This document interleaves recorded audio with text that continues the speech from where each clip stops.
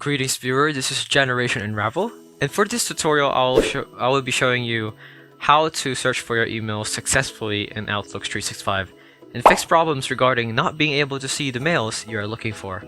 Alright, first, I already have Outlook 365 open here on my screen.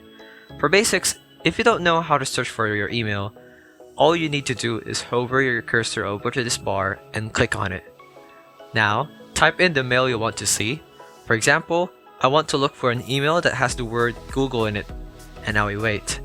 Please note that if this is your first time using the search feature in Outlook, you may have to wait for almost 20 minutes or more while it indexes or gathers all your email if you haven't been using Outlook 365 for a while. Now, we have here all the mails with the keyword Google in it. Alright, now sometimes most of us get the problem of not being able to find the mail we are looking for. Well, let me show you some solutions. First, you click on the file on the top left corner of the screen, then Options, and then Search. On this part, you'll see that the search results are only found in the current folder. All you need to do now is to click on the old, then next head over to the indexing options over here, and make sure to check all of these boxes. That is the first solution.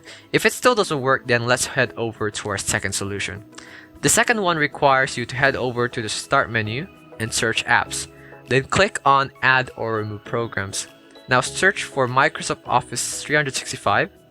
Click on Advanced Options and then Find Repair and then click on it.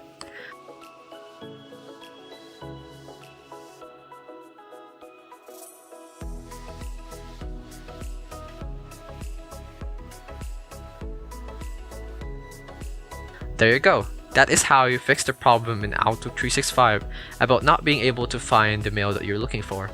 If you like this video, make sure to like, comment, and subscribe, and click the notification bell to stay updated with more tutorials. This was Generation Unravel saying bye-bye!